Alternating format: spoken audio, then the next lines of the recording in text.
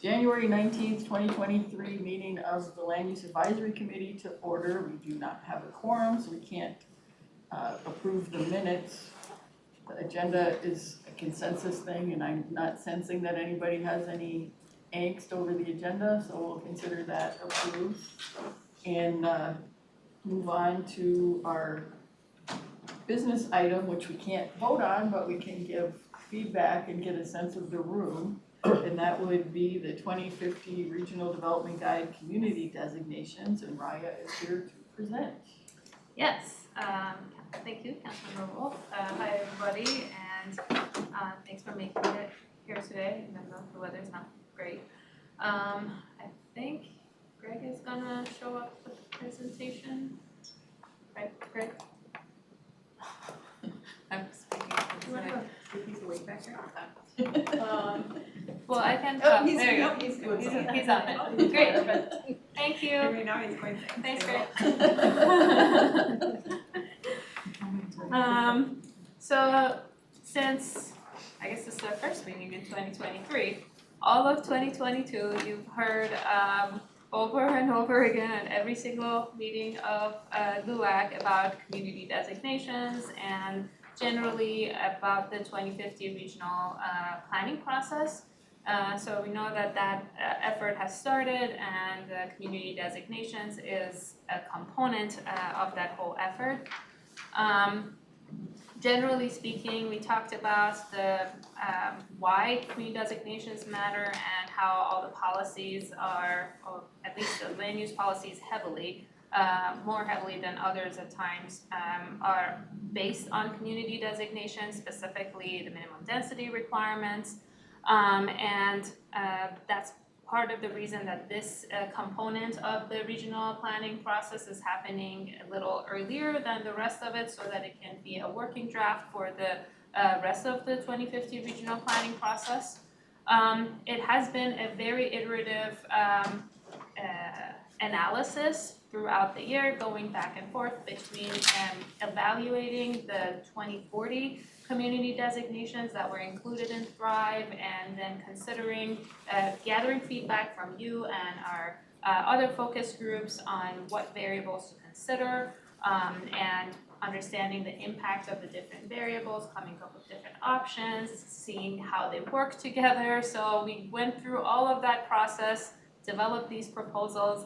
And if you recall, in the past LUAC meeting, I presented to you some of the feedback that we had received through the external process that we added this time, which was we published the proposed community designations that we thought we were moving forward with, and gathered a final round of feedback in this stage of the process. I want to mention that this is, we're calling it a working draft. This is something that will be used in the process for the next couple of years, but it's not finalized.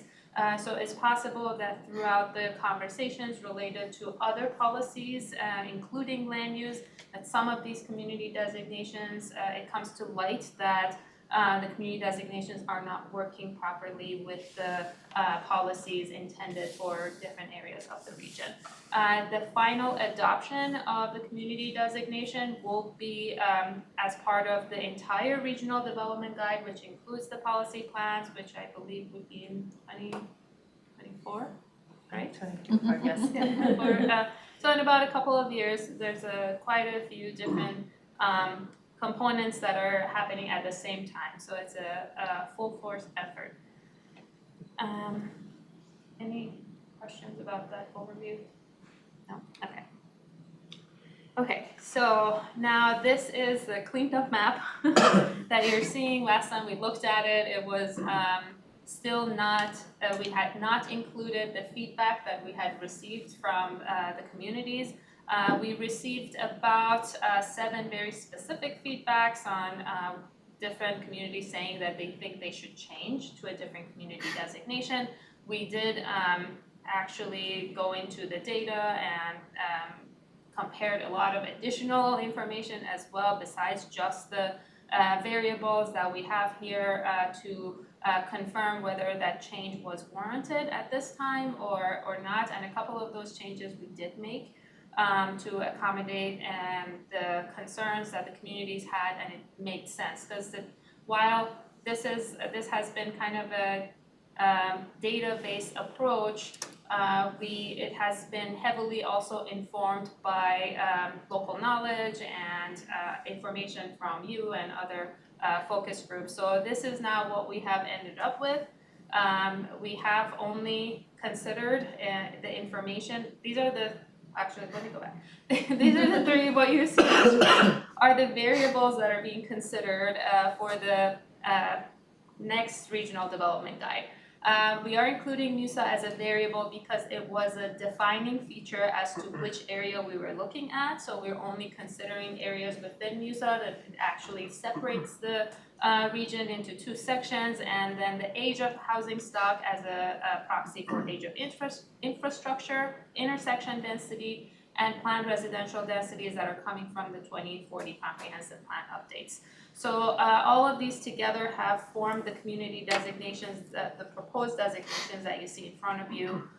There are 4 designations, as we talked about last time, within the MUSA. And then the areas outside of MUSA we did not touch or change. So those designations, as in where those lines are still the same. The policies may change, and that's why we're trying to be very clear at this point in the process. We are only talking about these groupings and not exactly what policies are associated with them. We know that some of the policies will continue, but at this point it is not 100% clear which ones those are, because it's a ongoing process. So, Are we maybe commenting on your draft descriptions today too? Just the you name. can certainly comment on those. I was hoping that for the names you would adopt them, Right. so that we move forward with those names and continue calling them those. You can't officially, Right, yes. right. For the Just get 3 descriptions, votes each, maybe 4. for the descriptions, it is informational, as in you're not voting on them, you're not approving them by any means. And so at this point, I'm happy to, I would love to hear your feedback if there are any additional information that we would like to include. So the descriptions were only included in the memo, they're not part of the presentation here. And if it's something that you can share with me here, Are they coming back for another meeting? yes, So they that will we'll have another definitely come opportunity? back. One of the things that we have considered in these descriptions, try to keep them very short. That's one of the difference between these descriptions that you see in the memo and what was included in Thrive as part of community designations. Of course, we have created all of those individual maps of each designation, so we will list, let's say, for example, in the diversified rural community designation, these are the communities with that designation. So those are some pieces that aren't reflected here, and it would be part of the design of the document, really. But certainly I'm happy to collect any feedback you have on the description.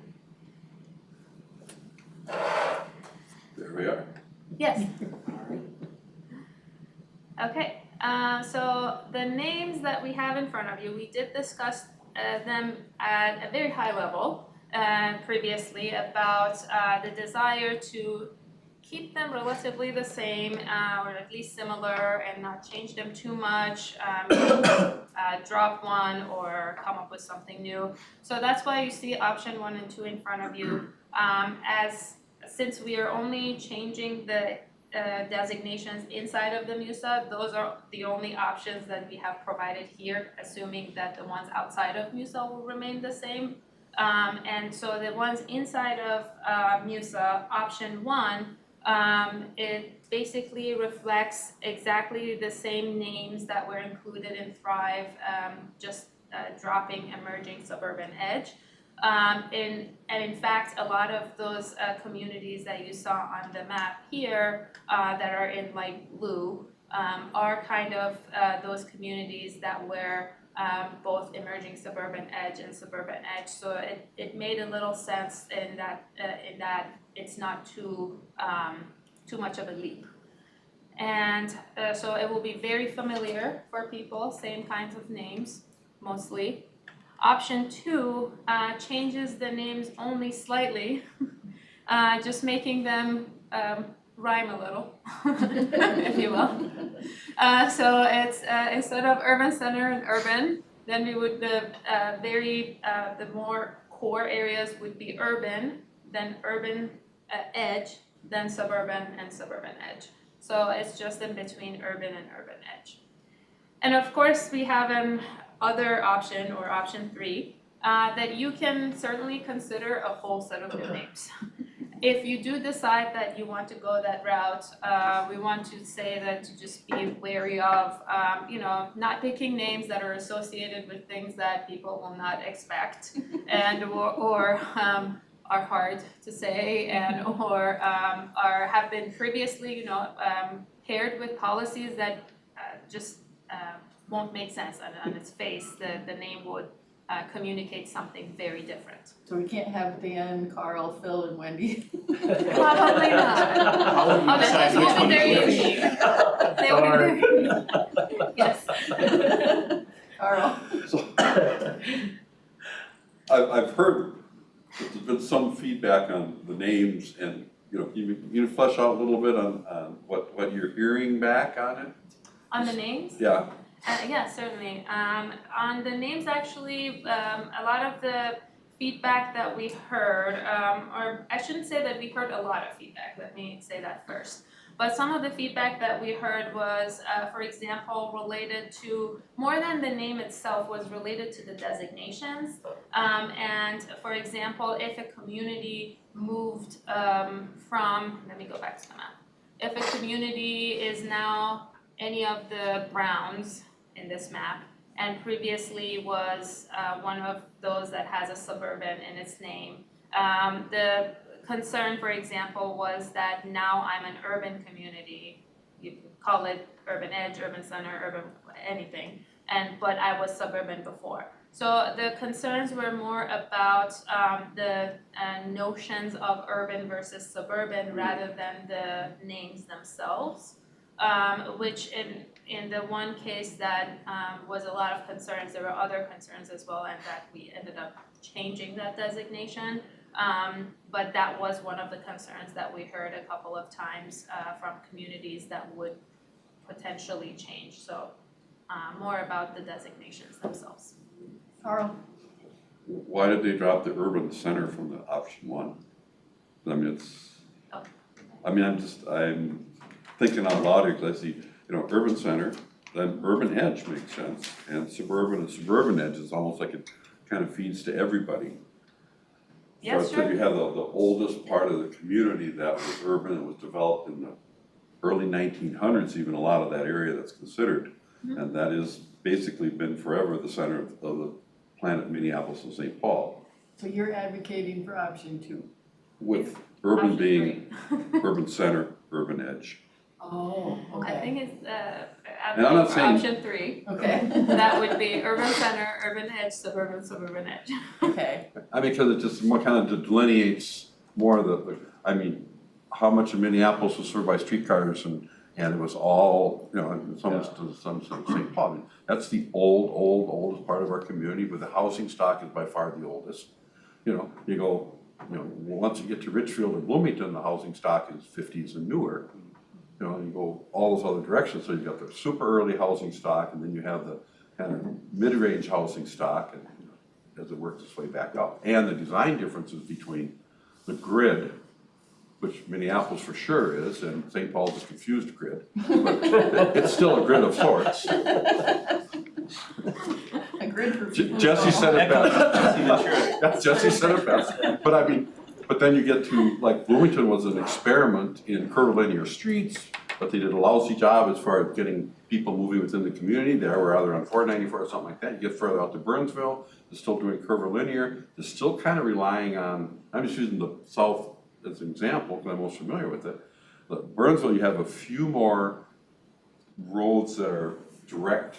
Then you get to Lakeville, and it's back to, it's a grid system with curvilinear. To where in Lakeville, other than some environmental issues, you get anywhere else that you can't get there from here, because you've got the rivers and you got all that kind of stuff. Where Lakeville is like boom, boom, boom, you know, and a lot of, I mean, it's much more efficient of a transportation system. And of course, a super newer housing stock. So, I mean, I get the designations, it's just the whole theme and the designs of the communities were totally different as you worked your way from the core out to the suburban edge. Yes. So, and I don't care one way or the other, but it's just the thought being, you know, the urban center is old. Dan, I think option 2 works because urban captures the same thing with one fewer word, so.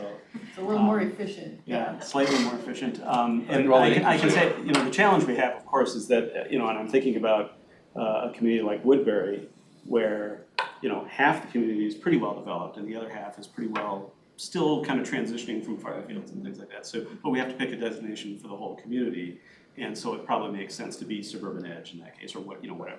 But it's the same thing with even Richfield, Roseville, and some of the first ring suburbs. I think when we got our information back, you know, for the last go around here, for our last comp plan update, and Roseville's designation was urban, I think a lot of people, that raised a lot of hackles, and I think I've mentioned it before at previous meetings, because so many people still think of ourselves as suburban. We're not urban, we're suburban, you know, and I remember when there were farm fields, you know, so whatever, you know. So there's still, so I think the urban edge takes, ironically, some of the edge off of that, you know, and can work, and it's a very parallel structure, yes. Yeah. And even Totally agree with that. But you could almost make a limerick out of it.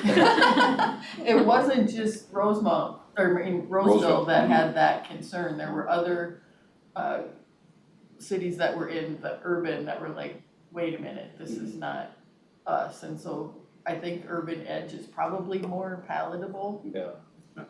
Which is and a kind of what I better- was digging better for to get, descriptor. because it's, Yeah, it is each community has a perception of what it is. right. And a lot of it ties back to what it was, where it came from. I mean, now a lot of people living in Richfield have no clue that it was basically one big truck farm before it was developed. You know, it was all farming, it was all truck farming, you know, it was feeding the community, but it's still, the community still has that vision of what it actually is. So I think, the option 2, I think, does a better job of fitting that. I just like more words. No, I have to agree with Dan and Carl. Well, I mean, it does make more sense. I do like option 2. I think it doesn't hopefully alienate too many people. I'm just kind of wondering, how does it tie in with the comprehensive plan, with the old one versus now with these changes? Is it going to be a big problem with that? The designation descriptions, I mean, where's that all at? Yeah, I'm gonna try to answer that if I missed something. So it, theoretically, it should not make that kind of a, create that kind of a problem. That was one of the reasons actually for option 3 we're saying, let's not come up with a name that is too different, because it's confusing. But even between the 2030 comprehensive plans and 2040 comprehensive plans, there was a change in the names of community designations. Of course, they were also called geographic planning areas, and then they were now called community designations, and the names changed as well. The fact of the matter is that the policies associated with community designations are what we're at the moment not talking about. So that is something that is in the works, or it's just started with the land use policies, for example. But density requirements and things like that would be something that is associated with those policies that will come in the next year. I'm just looking at the continuity of Right. transferring one from another, so people don't get lost in the shuffle looking at what is this. That was one of our intentions for not coming up with too different of a name, especially because this set of community designations very closely follow the ones that were included in Thrive compared to what was in the previous round, which all of a sudden was very different, which made sense for all sorts of changes. So that was one of the reasons to keep it as close to what everybody is familiar with as possible, but also trying to at least address some of those concerns and make it better, hopefully. So, and I agree, I think option 2 is the best one. Yeah. We got feedback from John Bottoма, who couldn't be here, that he doesn't think we should have any, so. Community designations? Yes. I'll forward you the email with the rest of his feedback, but I think we can let community development know that the consensus, even though we didn't have a quorum, was that option 2 is the best go. Okay. We can I call think ourselves a it focus best group. manages the politics, excuse me. No. It best manages the politics and won't raise a bunch of red flags, and it kind of addresses the politics. Yeah, we do wanna be responsive to what we've been hearing and that's where, you know, some of that change is necessary. And of course, really, you know, then we're getting into just descriptions and then in the policy is where we really wanna focus our time and effort. I just wanted to ask you, do you want to take a little bit of time on talking about descriptions as well? Sure, if you have things you want to say about it, yeah, absolutely. I just have one thing as I was reading the descriptions, because there's a reference to how well it connects to transit. And that language talked a lot about still vehicle connections to transit. And I wanted to see if it made sense to add some sort of qualitative comment about pedestrian access to transit as well, because certainly in the urban designated communities, lots of sidewalks on almost every street, and theoretically, if they're clear of snow, it's a great way to get to. You just can't ride the bus in the transit winter. stops. Whereas, you know, as you move farther out in designations, certainly the pedestrian network is much less robust, and that enters into thinking about how people connect to transit. So, you know, I thought that was a piece that would be helpful to add in as long as it didn't, you know, take 5 sentences or whatever, and I think you can probably do it, but I just wanted to provide that feedback. Sure, thank you. Thank you. Carl or Phil, do you have anything you want to add to the descriptions? The things that jumped out at me, the temperature thing seems to be like just added in there extra that really doesn't add anything to the conversation. I don't think we need that in there because it's not something that helps differentiate them, it's just something that happens and particularly it didn't make sense in the rural center communities because a lot of them look like, you know, they have a little old downtown, but otherwise they look like suburbs and they're not heat islands. So, you know, comparing them to urban areas didn't really make any sense to me.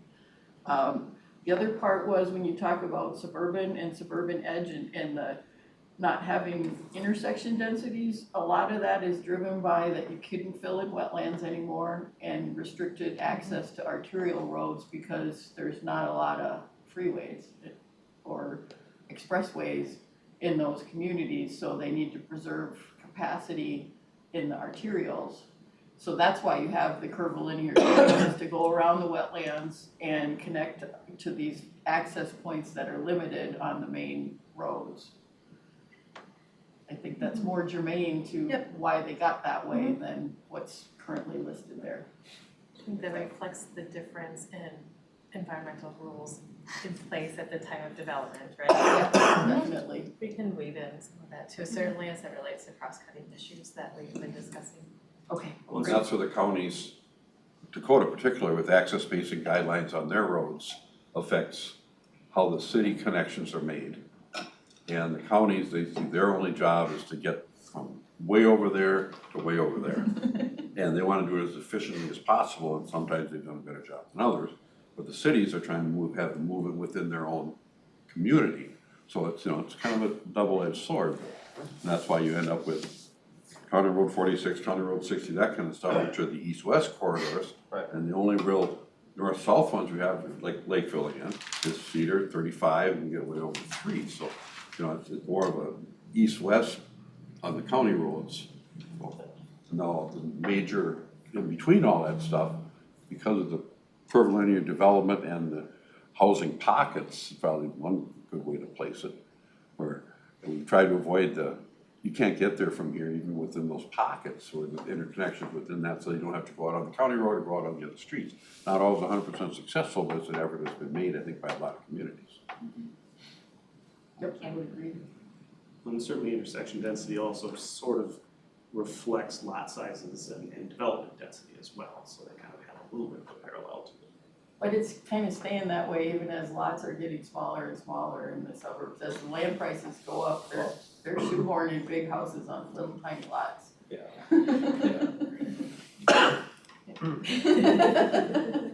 You pay them at the same time. Yeah. You need some sugar, just reach out to Okay. Anything else that anybody wants to give feedback on that? that all you had for us? Yeah, and I just was gonna tell you what the next steps are. Okay. This item is scheduled for the CDC meeting for February 6th, and then the council meeting on February 22nd. I think we can still keep that, but we'll say that there's a consensus as opposed to a vote, if the rest of the council members will hear about this recommendation, specifically with option 2 names, and then after this work, so this basically kind of concludes at this point the work on the community designation project, and we will move to the next phase of it, which is density analysis and land use policies. So we will start with initial minimum density evaluation, and then we'll try to tie that to the land use policy discussions, which will be happening throughout this year, and we will be hearing about that soon as well. Assuming Yes, that you're staying, thanks. yes. And yeah, that is all I have for you. Yes. If there are any questions, I'm happy to answer. I do, Go ahead. Mayor. With the density, I know that we prior to the meeting, we had a conversation about the population, how we're aging, and there's actually less population as far as growth-wise. Other than through immigration, it's about the only thing we're gonna be able to see. Where is this density gonna end up going, I mean, long-term? Are we taking that into consideration in presentations and things? Because I know, like, we had talked with the universities, they're concerned with the next few years not having enough student population to support their infrastructure and so forth. And I know people are just having less kids because it's cost of daycare, et cetera.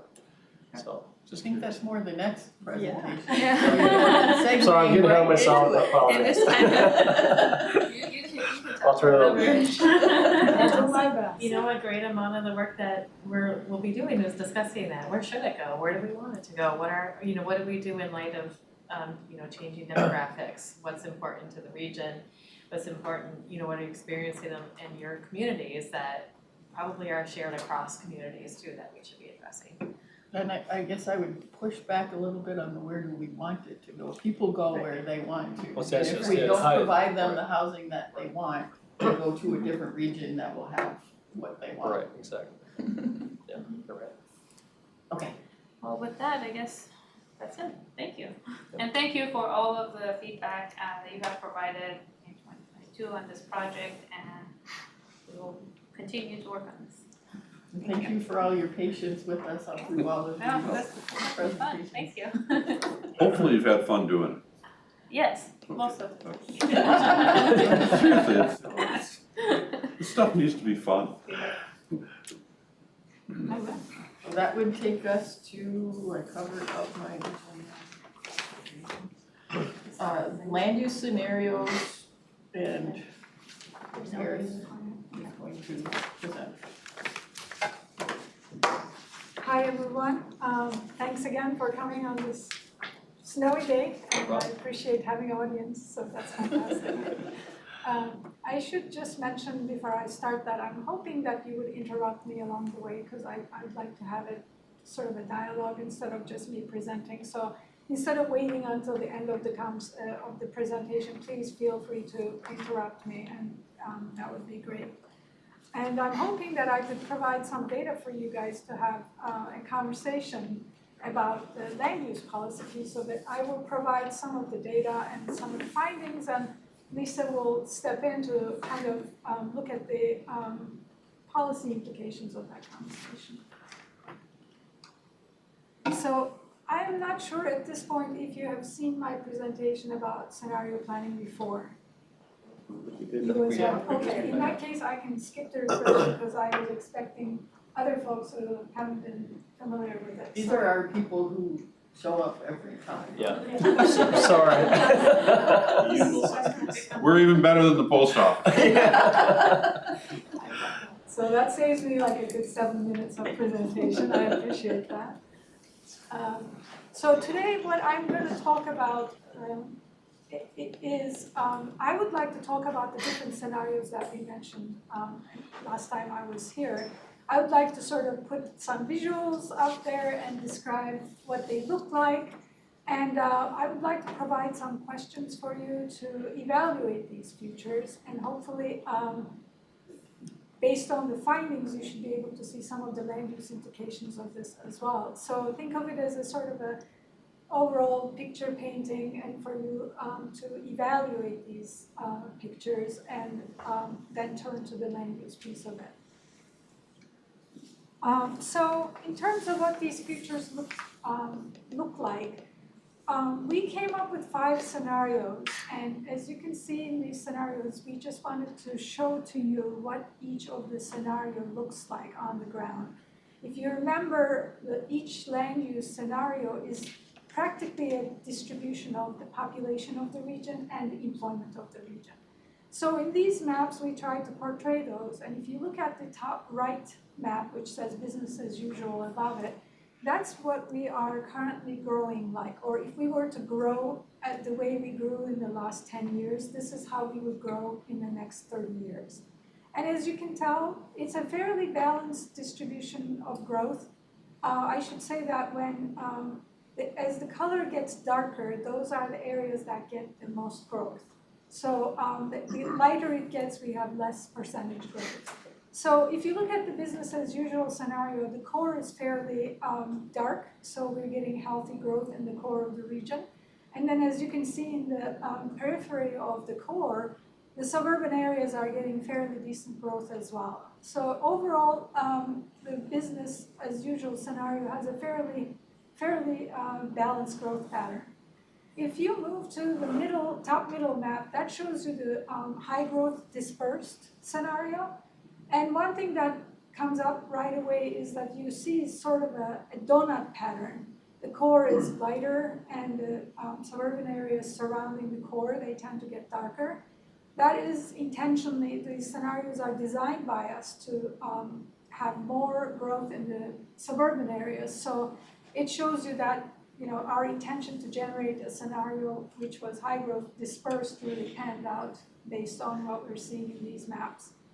If you look at the top left one, that's the high growth compact scenario, and as you can see, the core gets more growth. And if you compare the high growth compact scenario with the business as usual scenario, you will see that the core is darker because there's more growth. So the darker the color palette in these maps, especially when you look at the top 2, that's because we're looking at more growth. So the colors get darker.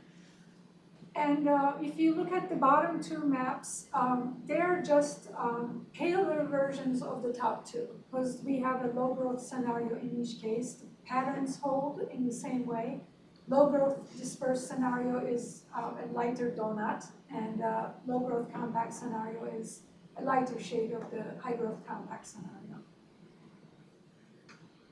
So this is a different depiction of the same story, basically. We just divided the regions into 3 subgroups. And I should mention that these urban, suburban, rural groups are based on our community designations.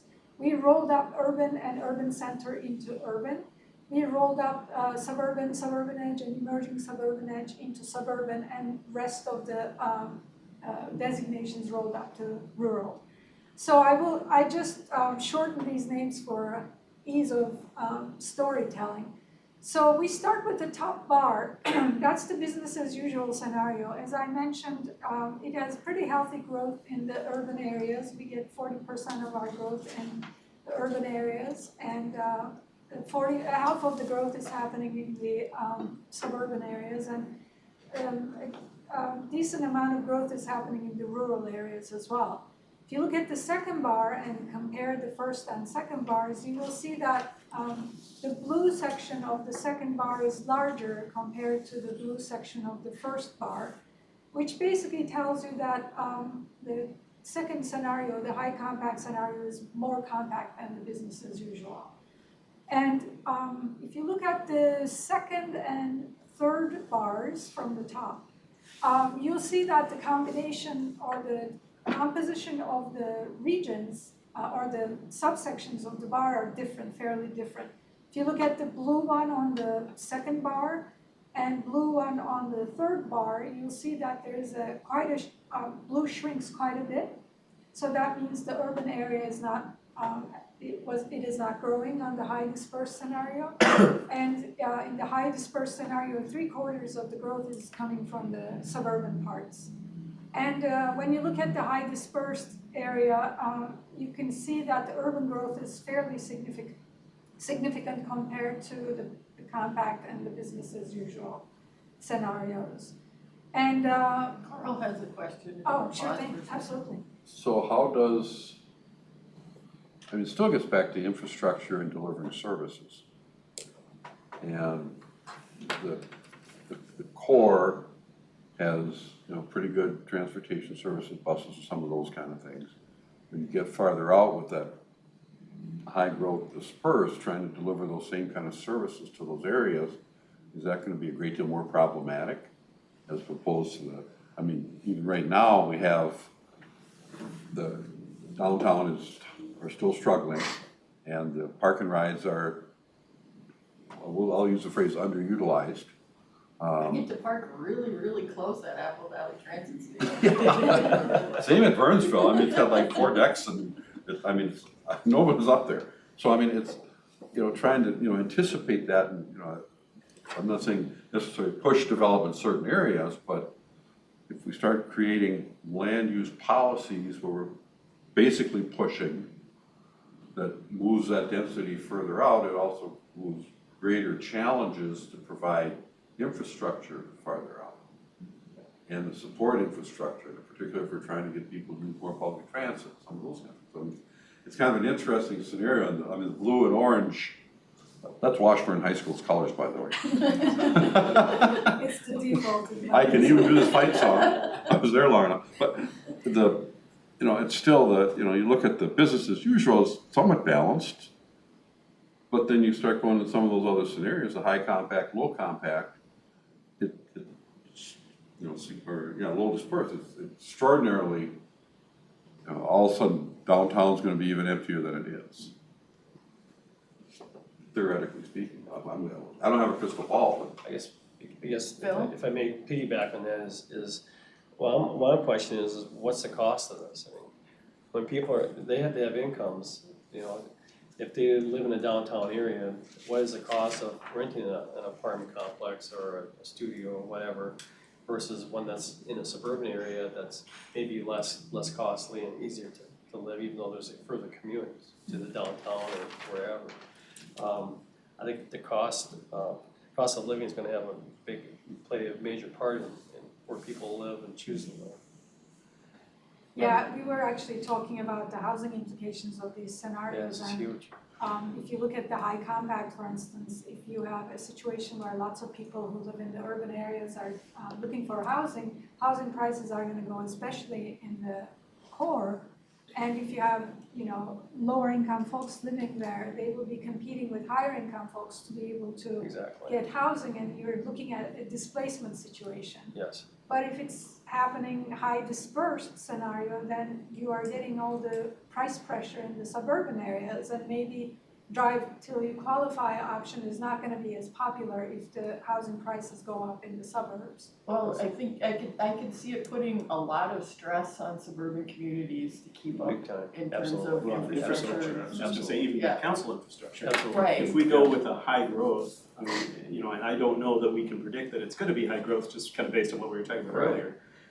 But high growth and dispersed, now suddenly, do we have concerns about all of our interceptors being undersized and things like that? You know, obviously, they were all sized for scenarios back when they were put in, because you don't wanna undersize them by any stretch. But if we start finding out that, you know, suddenly, you know, in a high dispersed situation, we're pushing the limits. I think, Not to mention transportation infrastructure being even a bigger challenge, I think. yeah, I think transportation is the bigger problem because there is no ring road and system of Right. state Or freeways to transit, get people Or transit. places. transit out there. And we've already seen transit is not going to be expanding No, significantly. no, absolutely not. We can't even find drivers for what we have. Right, well, Yeah. I was just thinking, yeah, it's Well, gonna be tricky. if I could, even now, like 494,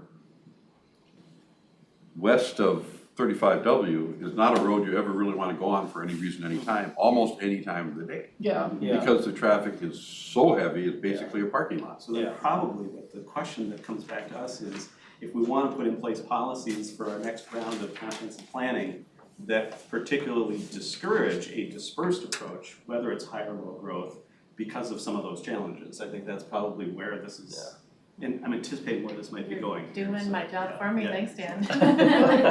But it really puts it into a plain, visual understanding, basically. the low dispersed is not as stressful because it's not as many Not much people, growth, even though right. it's a big orange bar, Right. it's not as many people. Like the actual bar is a lot smaller than the Yeah, bar. if right. having it more proportional to the actual number of people, it'd be easier to visualize than everything is normed to 100, but I don't see that as being as stressful. It would probably be kind of like the business as usual, except that things would be pretty quiet in Minneapolis and St. Paul. Yeah, it may fit very well with the current policies, actually. Yeah. And there's other things that have to happen in society to strengthen the downtown areas that Right. If we're they- working toward, everybody's working toward, but there's other things that have to happen. If we don't get a handle on the crime Bingo. stuff, it's not gonna get better downtown. What I would offer here too is just a reminder that the urban is more than just the downtowns. Sure. There's a No, number of communities right, around right. in that Right. designation.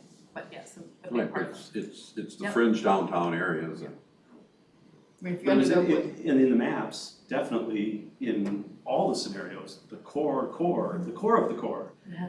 in almost every case, still had high rate of growth. Yeah. In all the scenarios, so I thought that was kind of interesting, which is the downtown Minneapolis-y kind of downtown St. Paul kind of area. and I don't know if it doesn't get back its sort of traffic level and amenities from before, if that would actually hold up in reality. You might see more in the communities around downtown or parts of Minneapolis, outside, northeast Minneapolis and stuff, getting more people rather than downtown. If it doesn't have activity, it'll be kind of like St. Paul was 20 years ago, That's a good point, actually, I don't know that too many of those show a lot going on in downtown St. Paul, in the low growth scenarios. Oh, and part of that is the basis of what, the difference between how Minneapolis and St. Paul have planned differently for their downtowns. There's already a significant population in downtown Minneapolis that lives there. It's much smaller in downtown St. Paul. Downtown here is much more business government oriented, office spaces, as compared to the amount of residential population that already lives in and around downtown Minneapolis, as well as their plans to continue to grow the downtown residential population, reusing existing buildings, et cetera. Well, they may be using office buildings turned into residential because there's a lot of vacancy in office and I don't see that turning around. We're actually getting some of that happening in our community too, like the old Department of Education building in Highway 36 is potentially gonna be residential. So it's which isn't not bad, but necessarily- they still aren't designed for the 24/7, the parking and, but Sometimes human being is pretty Terrible. creative, so I think, everybody's trying to build a better mousetrap, kind of like coming up with the right designation. I think there's gonna be challenges with regards to parking too, because I talked with a developer who is now passed on that did some big residential buildings in downtown Minneapolis, and people were screaming for a second parking spot, and Minneapolis only wanted one for their high density condos and whatnot in downtown Minneapolis, and so people were always looking for where can I get another parking spot, because you had two professional people with two cars that, maybe they took the bus or Ubered most of the time, but they could afford to have two cars and they wanted them sitting in the garage, not out where somebody could steal their cattle at a converter or whatever. If that doesn't get fixed, I think it's gonna be a challenge to keep putting more and more people downtown, because the ones who have the money, if you can't get what you want, you go to where you can buy whatever you want. Exactly, yes. So I just want to point out in this chart that in the low dispersed option, as you can see, the rural development is fairly significant, especially compared to the business as usual. And I think it's partially because we constructed the dispersed scenario as such, we pushed it. So the suburban piece is really pushing into the rural area by default. I just wanted to point out to that. Is that going into the rural center communities like Laconia and Elko Newmarket and stuff, or is that large lot development with septic tank? I'm going to show you a couple of slides, and I think that might answer some of your questions. I would be speculating, I don't know the answer, but some of the density numbers we have some suggestions, and you might be able to get some answers from that. Okay. So this is the same map, but instead of population growth, we're looking at employment growth. And again, we have the business as usual at the top right corner. And once again, the darker it is, the higher the amount of job growth. And one thing that's really interesting about this, and it took me at least by surprise, is to see high growth compact, which is the top left, and high growth dispersed, which is in the middle. They look almost identical. And they are, there's the transportation network, and all the job clusters are around the transportation networks and railways. So it's identical in both cases, even when it's dispersed or compact. And it kind of tells you that there is a footprint to jobs, that's not really changing regardless of the growth that we're having. The jobs are sticking to areas that already existed, to job centers. So I thought that was very interesting. And you see the same pattern when you look at the low growth compact and low growth dispersed. It's almost just a faded version of the maps up there. And so in that sense, job locations are fairly sticky. People might be moving, and in terms of the scenarios themselves are not making much difference in terms of the location of employment. How does that work for people that are working remotely, either all of the time or half of the time? How does that reconcile that? Yeah. This is a conversation we're having at the office all the time. It's like our favorite topic. Where's that dartboard? Chime in anytime you Sure. want. And certainly, Todd in the audience here too is probably more of an expert on this, but I'll do my best to summarize some of our conversation around this too. There are a number of jobs just on their very face are place-based jobs that don't get to have the privilege that we have of being able to work from home on snowy days. And a lot of those are in industries like manufacturing, hospitality, all the hotel business, service industry jobs. And those jobs that are also related to the stickiness of where they're located, right? Access to rail and industrial jobs, transportation and logistics jobs don't really lend themselves to that. Of course, there are office jobs, and there's a lot of those office jobs that we have within this region. And my math on this is light, but maybe my numbers on this are less sticky in my brain, but maybe Todd would want to chime in on that. But there has been some work done looking at, the types of jobs that would be potentially eligible for a work from home or telecommute type thing, given whatever their bosses say they want them to do or not do, and how that might change over time. And then how much time people are actually using. So you kind of get this sort of discount rate on how many times you're in the office or not that's associated with that. So it has an impact, certainly, on travel behavior, and we'll continue to look at that. But as far as location basis, there still be, while there will be companies that might go 100% remote and decide not to have that office space or change their office spaces up to some degree, which we are seeing from communities, there still is where there are offices that clustering is still occurring. And we're not seeing, or even predicting that folks are gonna start opening offices in, I don't know, in, Hollywood Township or something like that. It's unlikely to occur, especially given the expansive amount of existing space that we have available. Okay. I don't know, Seth, I got that right, but feel free to correct me if I missed anything there. I don't have a microphone. Come sit by the issue. The only thing that I would add that was good. The only thing that I would add is that we've always defined employment as place-based employment at traditional work sites, places of work. So, you know, downtown St. Paul at its peak had something like 40,000 jobs at places of work. With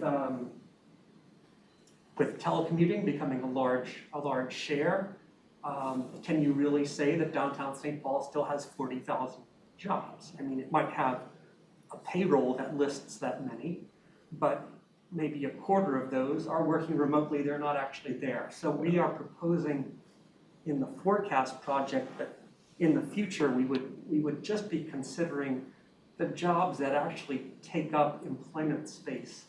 And it is hard to see on here, but the high growth dispersed does have a slightly lower number of jobs than the high growth compact, and the same with the low growth as well, because we've taken off the table those jobs that aren't actually occupying office space or commercial space anymore.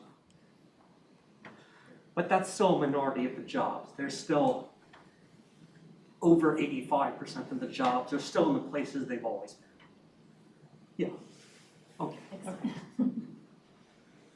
With the high probability that a lot of office space in downtown is going to be converted to residential, I would question whether it's always a dark piece on the map.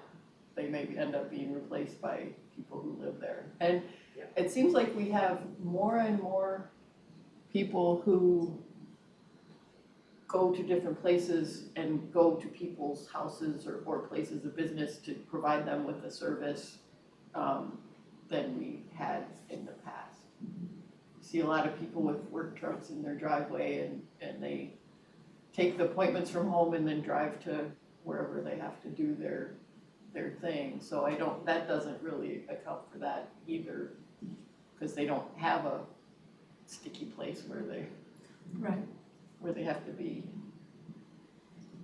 If that Yeah, makes as sense. you said, this is the way Todd was describing, employment data is always collecting information. In some cases, in the headquarters, some people might be working elsewhere, but that's how the data is reported, so Yeah. that's an artifact of that. I do, if I may, I do know that with my wife's company, where they worked, is in Woodbury, they had 3 floors, now they're down to 1.5. I mean, just sliced it out, and she works remote from home every once in a while. I mean, they're looking at just having a shared office opportunity where people just share offices or like a desk and that's it. Well, and now with computers, you don't have to haul files everywhere with you. Well, Like exactly. it used to Makes it be. way easier. Yeah, that's true, yeah, That really makes people more mobile in doing their work. absolutely. I read recently too that Thomson Reuters is rethinking their office space and some of their portions of their big campus as well. So that's definitely, we know what big employers are looking at that, and certainly that will change our landscape. But typically, when something like that goes, the land prices are so much higher when they leave than when they came. Yeah. So you're gonna have much more density on that space in the new use. Well, I think the point of the computers, number one, I mean, I had a meeting with an attorney today at 1 o'clock, and he calls me, and I'm on my computer because I'm looking up stuff for him. He's on his computer, he's looking up all the files on the particular account, and we're bouncing back and forth for 45 minutes going through this stuff. And I emailed him a bunch of stuff this morning, and it was all done electronically, and I'll guarantee you, he just got in from Italy last night. So I highly doubt that he drove to his office in Bloomington and Paul Reavers. And so I'm guessing he's sitting home with his robe on and a cup of coffee and away he goes. But that's the other evolution that some of the dinosaurs are actually even learning to adjust to that. I mean, it's kind of like, this isn't so bad. Yeah, work has really changed. Yeah, And just having to go to the attorney's office. Yeah. Technology's, it's not just COVID, technology has changed an awful lot of stuff. Yeah, I think that COVID just made us realize some of those things. Yeah, it pushed it. But there's no Yeah, question, absolutely. no question manufacturing is still gonna have to be place-based. And there's no question that, and a lot of like retail and hospitality serves the employment sector because you have employees going out for lunch or running errands or those kinds of things during the day. And so that might be some why things just don't move around a lot, is because there's the synergy that everybody is looking for when they're planning where they're gonna locate and things like that. But if I may, I read an article the other day, it was on the internet, and I'm assuming it's right, but they talked about with the income levels of individuals, and they found that in the study that they did, I think it was Pew, that the higher income people had left or abandoned where they were working at, or working remotely or whatever. And that had a dramatic impact on the folks that were living on the lower, I want to call it lower wage incomes, like restaurateurs and so forth. And there was just no work there to be had. And it had a huge impact on those folks because of that. And so now those folks have been trying to relocate, trying to find different jobs and et cetera. And he said that was one of the major reasons, because they lost the higher income people that were used to be in those areas. That might be it. I just put that out there. That's kind of fun and interesting. Yeah, no, that's a good point. The rich people are always gonna be fine. They are. Yeah, they are. That's true. It's the other people that have to struggle to adapt to the changes. You're right. Absolutely. Madam Chair, if I may, one thing that I noted when Bruce and I were first looking at these maps too is just how similar they are to some of our, some maps that the original Metropolitan Planning Commission had created, and I think it's the 1968, the joint plan, when all the agencies were separate. I have a map of it on my wall in my office, like, oh yeah, those centers, they're just like these centers. They're just like the ones that were in that plan that was created in like 1963. So it's just kind of further emphasizes the stickiness of that work, even after all of the technological advances over, the last 80 years since that, 70 or 80 years, that there's a lot of stickiness to that. Since 63? Yeah. It's not quite 70 or 80 years. Yeah. Doing the math wrong in my head. I was just going, oh. I'm like, how am I? I'm not 70 years old. That's why I have researchers. It seems like 70 or 80 years. In technology years, it's a long time ago. But it is an interesting point, that a lot of what we have now is because people planned it that way years and years ago, and once it's set up that way, it just doesn't change. And that applies to employment areas, it applies to transit systems, it applies to a lot of things. Unless there's some major stressor that changes Right, everything. right. Yeah. I think, you correct me if I'm wrong though, I think once you have a residential area, it's very difficult to try to change that to like a economic development area. I mean, because once people get in a residential area, they have a tendency not to move, and that sticks and doesn't move. They don't move unless they get, what you call it? Where they taking, Condemnation. yes, Condemned, yeah, but you You can't do that in the state of Minnesota. well, it's happened in the past. The Best Buy headquarters would be a good example of that. It was car dealerships, but also some residential that got tabooed out of there. That was just recently, or? No, that was It was the 30 90s. years ago. Oh, okay, yeah. That wouldn't happen today, but yeah, you're right. You're right. But I think that those types of scenarios may not even come up that much anymore if the demand for corporate headquarters isn't gonna be what it used Well, to be. that's true too. You're not gonna be saying, oh my gosh, we gotta kick all these people out of these poor people out of their homes because we're gonna put in, corporate headquarters. Nowadays, corporate headquarters are all downsizing and. Yeah, Yeah, they are, yeah. well, and there was a lot of land in Burnsville that they were planning would be the next big corporate headquarters campuses.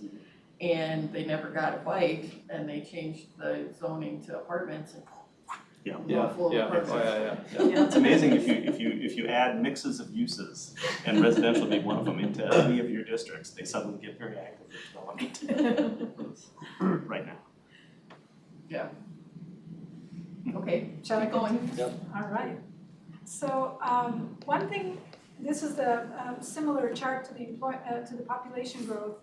I just want to show that just reflecting the stickiness, when you look at the second and the third bars, high compact and high dispersed, the blue is, overall the blue is not varying as much as population was before, so the scenarios are having less of an impact on employment locations, basically, that's what it confirms. And I would seriously suggest that you consider making this Actual proportional to the population. actual numbers Mhm. when you next give this presentation, because it will make more sense in people's heads than when they're all the same size. Sure thing.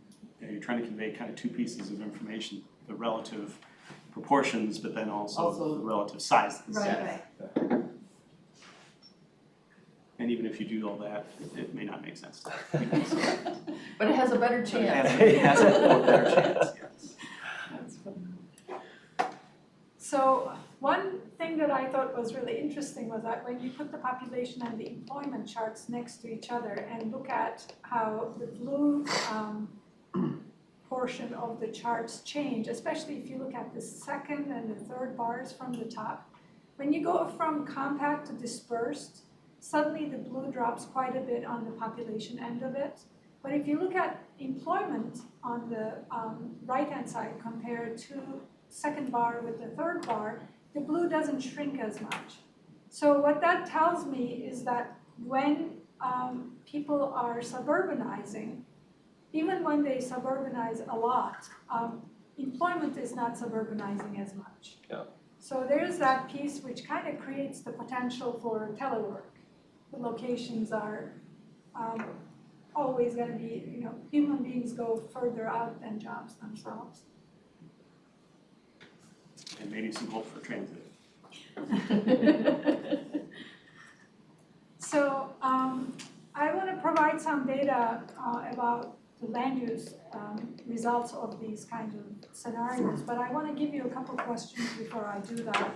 If you don't mind thinking about what you find appealing about each future and what you find unappealing, and think about why that might be the case as you're looking at the data. That way we can have a conversation about what we're valuing in our region, what the region might look like in 2050, and what do we want the region to look like. So I'm hoping that as you look at the specific scenarios and think about the desirable aspects of it, you'll give us some clues about those values or regional goals and objectives. So I just want to show you a couple of slides.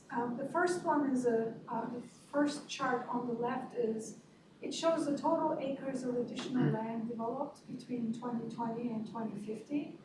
And this basically tells you how land consuming growth is. And as you can see, if you look at columns number 1, 3, and 5, they're roughly the same. The one in the middle is, you might not be able to see it, it's the business as usual. The first column is high compact, and the last column is low dispersed. So basically, if you look at, for instance, the first and the fifth columns, you have a situation where we're consuming the same amount of land, but with different amounts of growth. So in high compact scenario, you're consuming the same amount of land as low dispersed. And this suggests that, and also you can compare the same column, the first one with the third one. In that case, again, you're consuming the same amount of land, but the first column is accommodating a lot more growth in doing that. So this tells us that the high compact scenario is far more dense than the other scenarios. And the second chart on the right-hand side, it basically shows you effectively the density of the development. It shows the average acres of land used per household. So the higher the number in terms of acres used, the less dense the development is. So if you look at the high compact development scenario, you'll see that compared to the low dispersed, the density is quite low. Quite high. And if you also look at compare the dispersed scenarios in both cases, like the high compact and high dispersed and low compact and low dispersed, you'll see that the amount of land consumed is a lot higher under the dispersed scenario, and the density amounts are fairly low. So if you compare the second and fourth columns in the right-hand side chart. To me, it's more impacted by the household sizes than, you know, I mean, if you have a whole bunch of single people coming, Right. then apartments probably make sense and density, but if you have a whole bunch of big families, they don't fit in apartments very well, and tend not to want to live in apartments, because they'll make life horrible for the people who live below them with their kids going on the floor all day long. You know, I don't know that it's so much what we want as what are people's desires going to be for where they want to live. And these are aggregate numbers, of course, so that's, so that you can just kind of see the difference between the situations in terms of the density.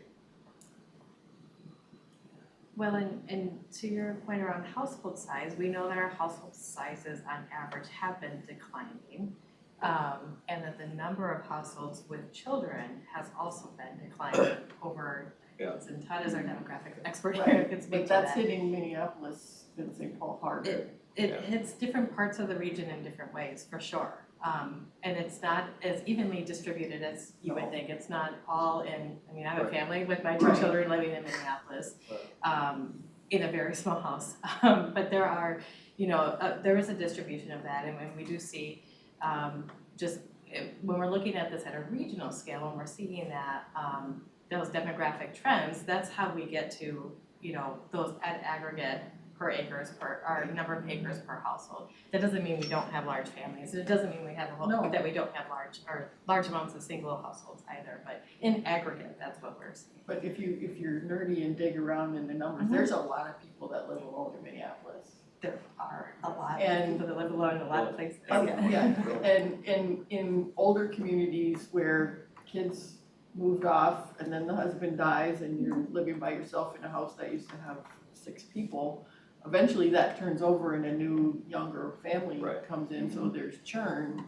But for some of the types of units, if it's a 1-bedroom apartment or a studio apartment or something like that, you're not gonna switch to a family for that. That's always gonna be one person or 2 people. Yeah, and there's definitely sort of an income factor related to that as well, because certainly where we've got the most density is where we have perhaps new immigrants who also culturally have larger families. I think that the trend in sort of amongst the mainstream in the United States has definitely been towards smaller families anyway. I was just doing some ancestry research, and past generations had like 7, 8, 10 kids, and My mom had 15. right, we had people talking about in my neighborhood when it was built in the 50s, in 3-bedroom, 1-bathroom homes. Yeah. People were, people had 7 kids, and it's just like, Yeah. how did that? But that's what it was, and so I guess what I'm getting at is that there is a stratification as to income and things like that, and so a lot of times planning for housing, you have to plan, especially for affordable housing, sometimes you have to plan for larger units because, well, if you have a large family when you're fairly well-to-do, you just buy a bigger house. That's not always the case with a lot of people, and so you have to make sure that you're accommodating that too. One of the other things too that influences the per household in singles as well is just the aging of our population that I know Phil you touched on earlier. I don't recall, is it something like 20% of our region's population will be in that oldest age household, maybe more? I might be doing this wrong off of our numbers. Yes, it's a growing share. Back in 2010, it was 11% of the population was seniors, but that's going to double by the time we get to the end of this time period.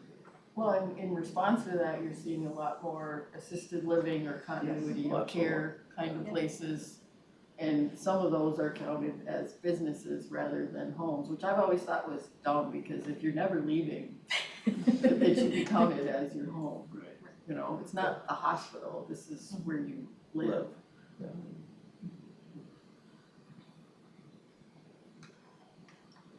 The second set of results that we looked at are the acreage of land lost to development. And this is basically looking at all the agricultural land designated as agricultural from our community designations. And so again, you see a similar pattern. When you look at the high compact and low dispersed, they're consuming the same amount of agricultural land. But if you look at the growth that's hitting them, it's pretty crazy. If you look at the high compact, we're talking about almost 500,000 families or households consuming 52,000 some acres, whereas in the low dispersed scenario, you have 250,000 consuming slightly over that amount. So the intensity of land, agricultural land consumption is dramatically different. And in the low dispersed case, you're just seeing both in the high dispersed and the low dispersed, as you can see, those are the most agricultural land consuming options.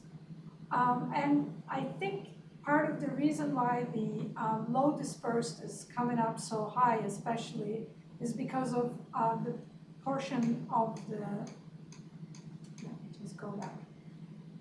If you go to the population growth, the low dispersed, the rural part of it is fairly high. So it's consuming a lot more land in terms of agricultural land. But this doesn't take into account if land use restrictions or prices push people out to St. Michael or other communities that are It's just just looking at outside. where people go. It's basically land lost to development. No, but I mean, if things get expensive enough, then people go to Lonsdale or St. Michael or other places just outside. Those folks who are not counted in the region population. So we're, if there are, right, a 14 county metro. Right, but it's a variable thing. You squeeze the balloon too much, Sure. you Yeah. push it out somewhere else. In all of these scenarios, we're assuming that the growth is contained within the 7-county metro area. That is true. In the scenario discussion. That does, certainly, yeah, they're likely in that dispersed case or in some of those elements there, as we have experienced in the early 2000s, we see that kind of growth getting pushed out or squirted out into the beyond that, and we still continue to grow in the 7. I was gonna say, it's net growth that you're looking at, really. Right. So it accounts for some of the ins and outs. So we're saying the 7-county region is growing at a high rate or a low rate, and then how it all fills in is, you know. So those are the two things that I had, and the findings, just to summarize them, it's basically, the first one especially is not very surprising, but it just, the numbers confirm it. Compact development uses land more intensely and efficiently. And the second finding is dispersed development puts a lot of pressure on agricultural land. So those are the two pieces of findings that came out of that. And so I'm going to pass it along to Lisa, who's going to be talking about regional values and vision, and talk a little more about the policy piece. And before we go on to that, I just want to reiterate again, the biggest thing that we can do in our plan is be flexible to accommodate changing needs.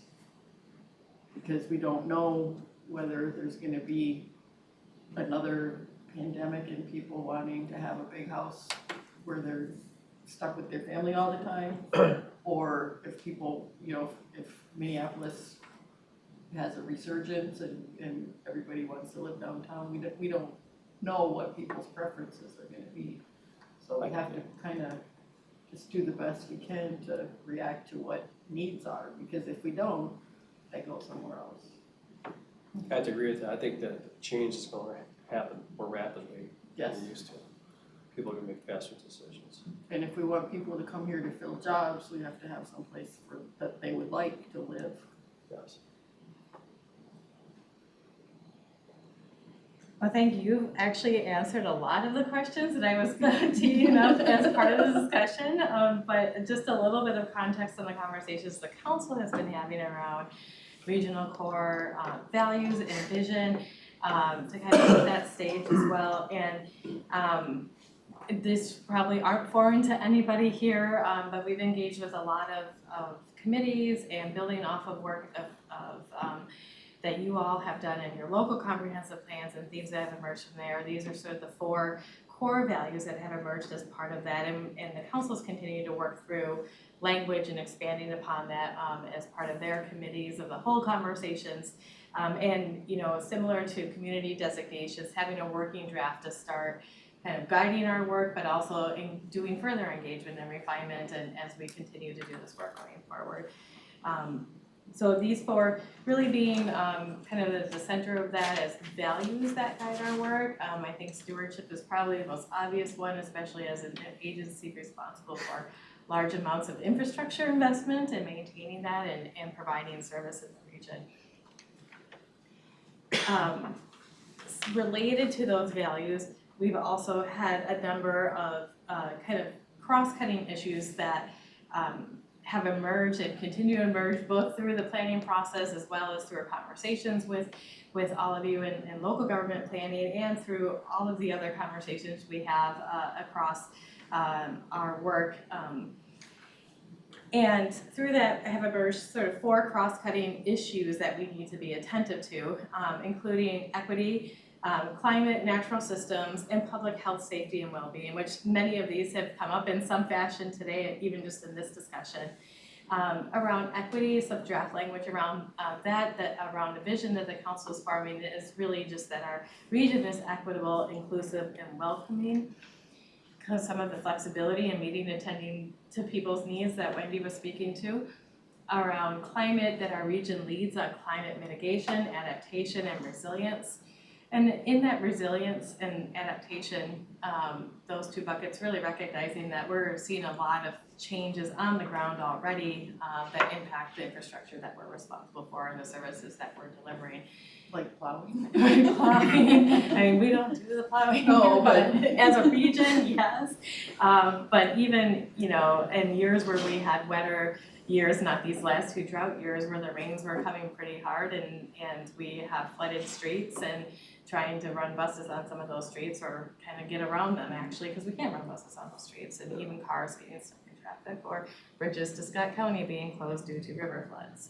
Those are all impact all of us across the region, and we expect we're going to see more of that going into the future. And kind of at the base and related to climate, but really recognizing that our natural systems are core to how we function in this region, how well we function in this region, but also how we plan our landscapes, recognizing the difference in our history between rules that weren't in place when the older parts of our region developed, but also where are opportunities to restore those systems that actually help manage some of the flooding that we're experiencing? Are there opportunities for restoration in areas that we haven't, and what do we have left that we haven't already ruined that we should be protecting? And then a common theme, I think that's not foreign to any of you, that comes up in a variety of conversations related to our region's communities being healthy, safe, and vibrant. And that's everything from pandemic health to access to a recreation, to being safe, whether it's being a pedestrian or on the train or trying to drive a car in icy weather. And certainly the vibrancy of our communities and our neighborhoods are all part of that health, safety, and well-being. So some draft language that we've been thinking about and building off of conversations we've been having around the region. But to what Mayor Rowe had said earlier, we're really wanting to ask, like, how are the land use policies that we're going to be talking about this year, how are the ways we're thinking about growth and the challenges, opportunities and challenges of different types of growth, how might our policies help achieve or address some of those challenges? To achieve some desired outcomes, to avoid outcomes that we don't want to see, or undesirable ones as we're thinking about that going forward. We do think about some of the tools that we already have in our toolbox that we have already talked about, just even Wetlands Protection Act, that's a state tool, but certainly that has influenced and changed the way our landscape looks over time. And other tools that we have can also help support moving toward different outcomes or avoiding or mitigating challenges that we might experience in different growth scenarios. So you've already addressed some of them today, and I've been taking lots of notes on that. And so I really appreciate that. I'm not gonna spend too much time on these areas because you've already given us a lot of input today, and I recognize that we're also running a little bit later on time. But with those cross-cutting issues, while we know we have a vision around what we'd like to achieve, these are sort of the challenges that we see as part of that kind of go across all of our communities, that no one community in this region on its own can solve on its own, but certainly we're all impacted by what each other does. And at the regional scale, at what we're responsible for at the council, we also have a role across our divisions in different areas of responsibilities and the impacts that we see, whether it's in our transit division or our environmental services division or the work that we do in community development or transportation, that we each play a different role in relationship to these cross-cutting issues, and that not even one of our divisions can own or solve any one of these things on our own either. So really recognizing that cross-cutting nature, and certainly there may be other things that you see that are important as we iterate and get in more detail, especially as we think about land use's role and the impacts to land use related to each of these cross-cutting issues as well. So over the course of this year, we will continue to explore these. Love any thoughts that you have today, but this is certainly not our last opportunity to have these discussions. But really be thinking about how our land uses, not just our policies would impact the outcomes that we might be desiring in this region, but what are some of the challenges that we expect to face, and what might we be considering as opportunities or ways that we might avoid some of the challenges that come with some of these issues as well. So kind of really broad setting the stage at this point. These are big conversations that we really wanted to set the stage for. As we go forward, we're gonna, as we talked about our work plan in our November meeting. Yes, November meeting. Seems like forever. It does. Big holidays in the middle there, but really thinking about this as we're developing the guide for growth in the region. And you've already touched on a number of these aspects today around transportation and housing. Our infrastructure, wastewater, and our water resources, and then our parks and trails. We really will be coming back to and continuing those conversations with each of those intersections and exploring what those opportunities and challenges are for each of those as we consider those different scenarios. And that will continue to help us refine, what land use goals should be in the region, what we should be considering, and even how we consider forecasting for growth. We often if we were doing our forecasts in 1940 for the metropolitan area, the way we considered land being available for development is vastly different than what we would consider today. So those are some of the things that, implications kind of down in the weeds that help us actually guide and direct. Like, we shouldn't actually use wetlands as available for growth, right? We should be taking those off. Right. Right. It's not happening. Right, that's pretty easy, but are there other things that are similar to that we would be thinking, well, maybe we should not be thinking about that as actually prime area for growth, maybe we should be thinking about that differently. So as we're thinking about land capacity, those are all conversations we want to have with you over the course of this year to help us get to that refined set of goals and policies and objectives for actually measuring are the policies that we put in place having the effects that they were intended to have. How do we know we're being successful? Do you want to start having that now, or is this just intro and telling them what we're looking for? We can certainly take any feedback you have today. I'm not gonna make you stay longer for that, but we can continue the conversation as well. Sure.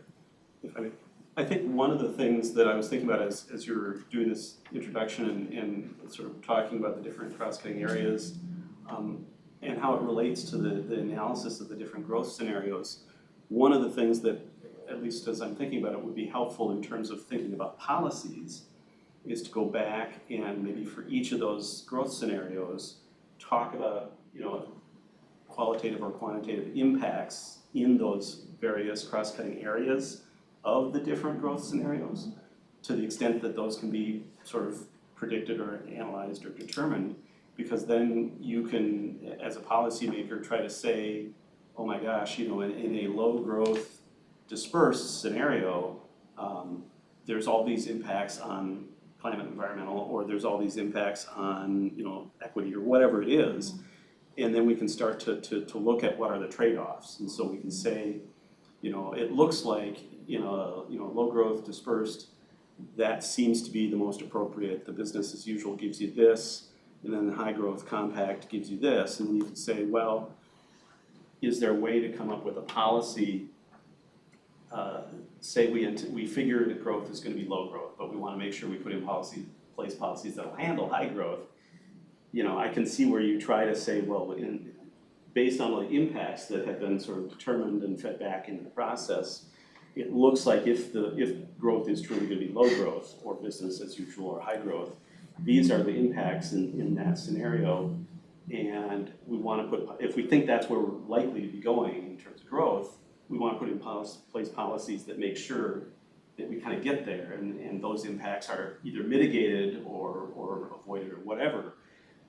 But you also want to be able to put in place policies that'll handle the high growth scenario. And then, you know, okay, if the high growth compact scenario has the best impacts in terms of these 4 areas, then now we have to have policies that will give us the low growth that we want and the least impacts or mitigate impacts most easily, but then handle whatever that high growth is. I mean, so that's kind of how I'm picturing this and analyzing it. So hopefully that makes sense with what you're kind of thinking as well. Yeah. Because I think before I want to start talking about policies, I want to understand what impacts are and which policies either deal with impacts or steer us towards directions we want to go. Like high growth compact, you get more heat island effect than we already have. Yep. But low growth and dispersed, you're using up farmland. You know. Right. And I understand. No one scenario is going to solve it all. Right, exactly. I was just going to say, and how do you make that trade-off between one or the other? That's definitely going to involve a lot of discussion and back and forth.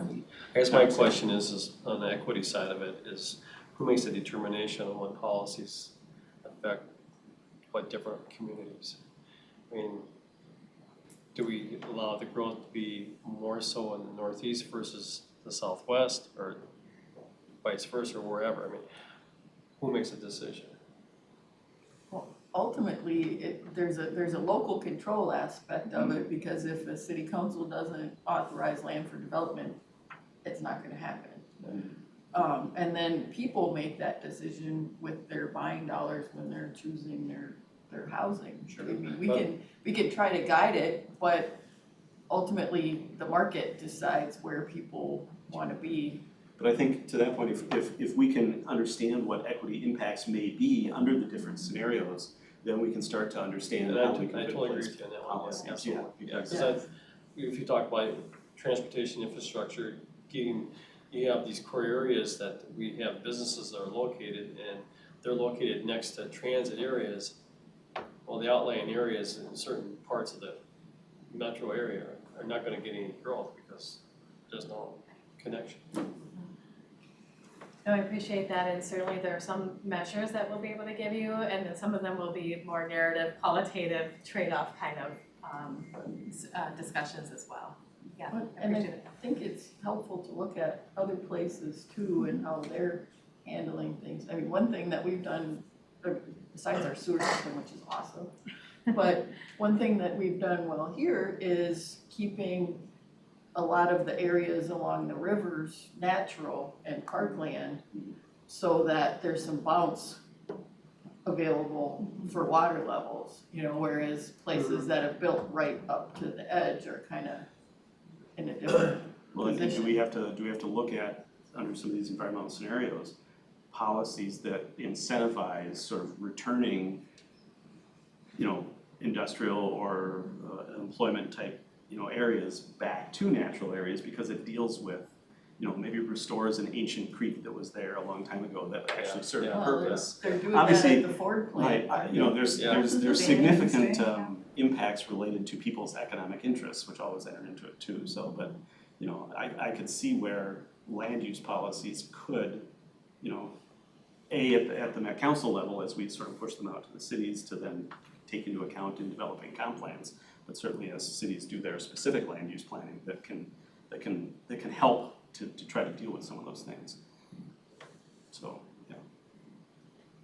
So the information that you need, I'm gonna keep coming back to every Yeah. meeting and. It's like more of what. what you have, and maybe trying to put it into those 4 buckets. You know, if that's the matrix that we wanna put in, do our decision making in, I think that makes sense.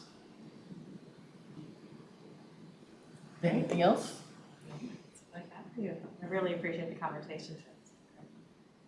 Thank you for being Yeah. diligent about showing up. If I knew not showing up was an option. I didn't think it was either. The world belongs to those who show up, right? Well, thank you very much, and since we have no further business, this meeting is adjourned.